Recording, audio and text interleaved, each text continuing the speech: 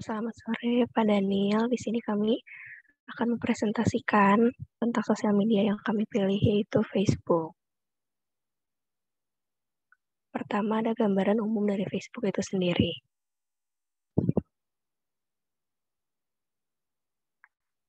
Sejarah Facebook itu diawali dari Mark Zuckerberg, merupakan seorang terpenting sekaligus orang yang ada di balik berdirinya Facebook yang ia bangun pada 4 Februari 2004 silam. Selama dalam kisah perjalanannya, Facebook ini telah menjadi media jaring sosial paling populer di dunia. Melansir dari Business Insider, pada saat itu Zuck membangun Facebook bersama dengan rekannya bernama Eduardo Severin, Andrew McCollum, Dustin Moskovitz, dan Chris Hages. Pada saat itu, Zuck bersama rekan-rekannya menghadirkan Facebook dengan niatan sebagai saluran komunikasi bagi mahasiswa Harvard.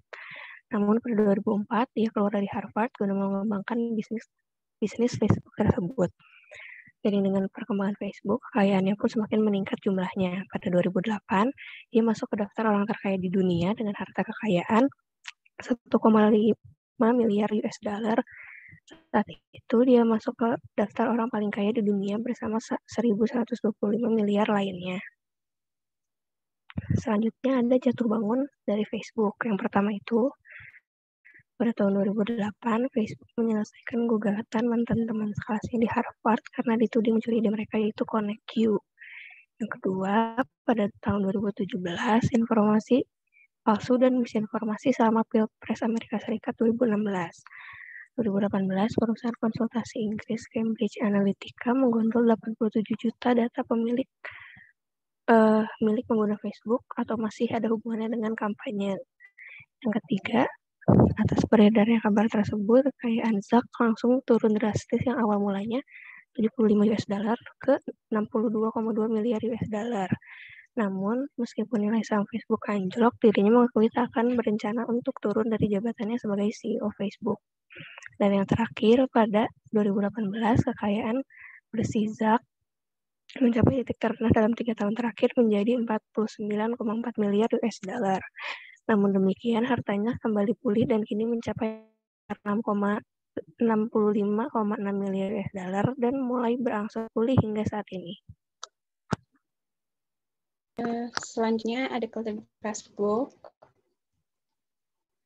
Yang adanya kelebihan Facebook dibandingkan media sosial lainnya, antara lain yang pertama ada komunitas atau grup yang dimana para pengguna bisa memanfaatkan ini untuk mencari pekerjaan, mengikuti komunitas sesuai dengan hobi masing-masing seperti otomotif, menulis, dan lain-lain.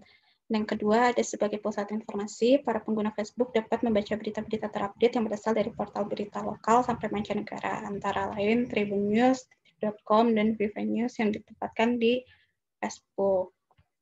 Selanjutnya, yang ketiga ada tempat promosi. Ada tempat promosi pada Facebook ini untuk para pengguna yang akan berbisnis di Facebook, adanya grup jual beli maupun dalam halaman page personal pun bisa dijadikan untuk tempat promosi untuk menyokong peminat sampai pembelinya.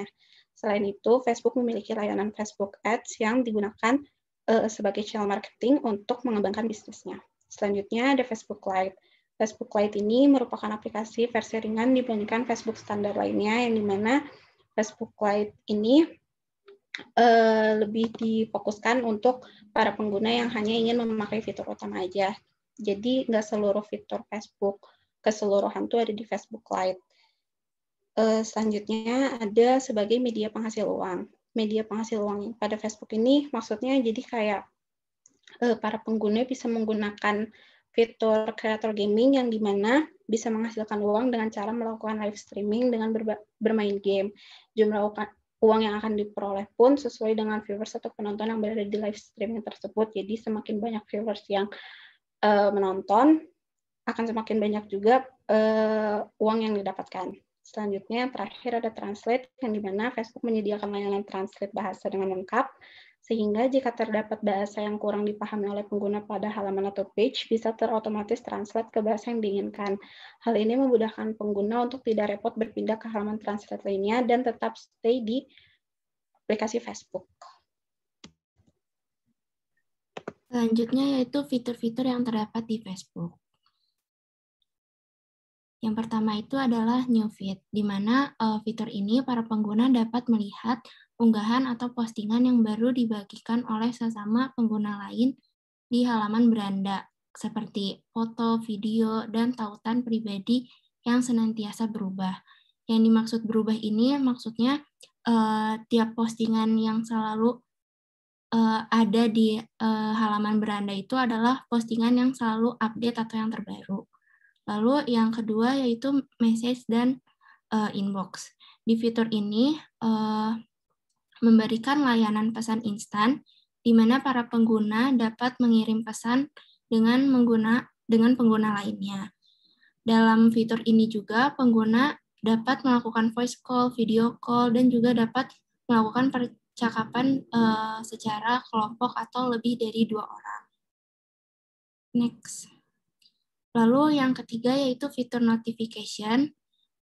Notification ini merupakan fitur pembaruan tentang aktivitas di Facebook, yaitu bergantung kepada siapa yang diikuti oleh pengguna.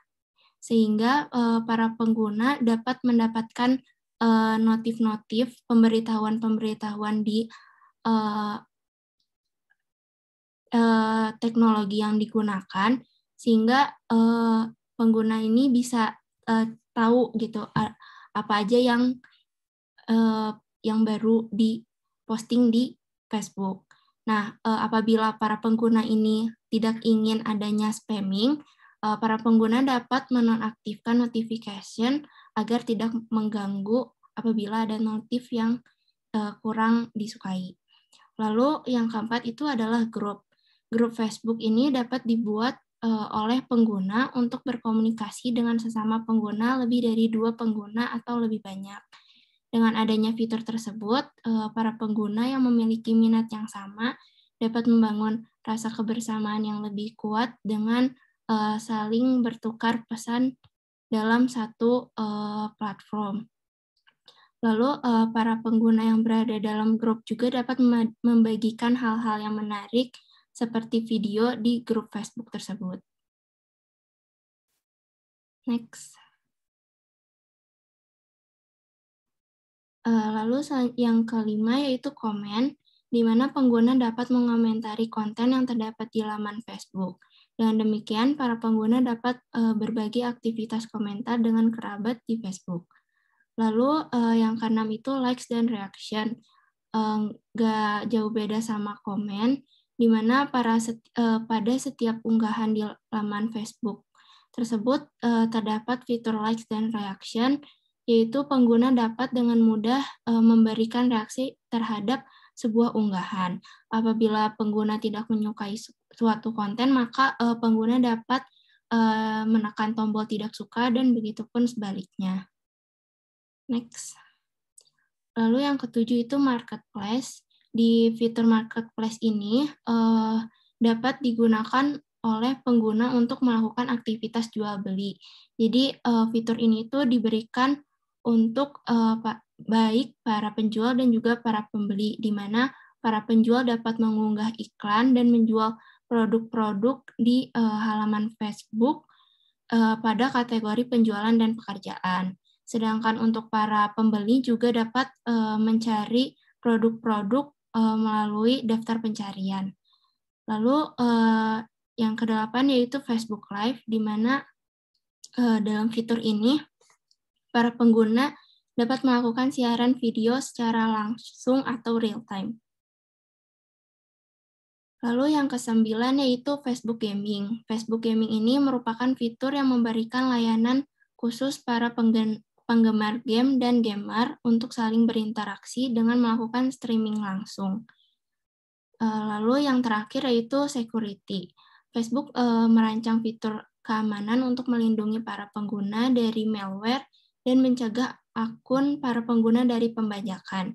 Dengan adanya fitur ini, para pengguna juga dapat mencegah dari hal-hal yang tidak diinginkan, seperti misalnya fitur login alert, di mana para pengguna akan diberikan notifikasi apabila seseorang mencoba masuk ke akun pengguna melalui perangkat yang tidak diketahui. Selain itu juga di fitur tersebut Facebook juga memberikan rekomendasi bagaimana para pengguna dapat menjaga Facebook dengan baik.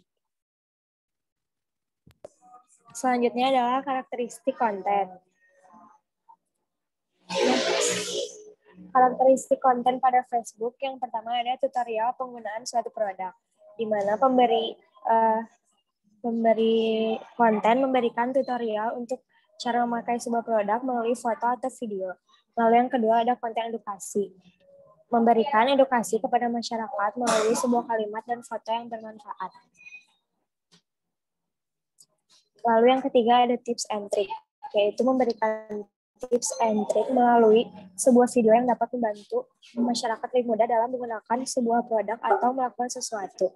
Lalu yang keempat itu ada info seputar bisnis. Salah satunya itu ada info promo spesial, di mana pembuat konten memberikan informasi mengenai adanya sebuah promo menarik agar masyarakat membeli produk mereka. Lalu ada testimonial, yaitu pemberi konten memberikan sebuah testimonial melalui foto mengenai produk yang dipakai atau dibeli oleh pelanggan agar produk tersebut dapat dipercaya. Lalu yang terakhir itu ada konten hiburan. Salah satunya itu ada konten quotes. Konten tersebut berupa sebuah foto yang di dalamnya terdapat kata-kata yang dapat memotivasi masyarakat. Selanjutnya, saya akan menjelaskan mengenai pemakaian dan efektivitas Facebook dalam dunia bisnis.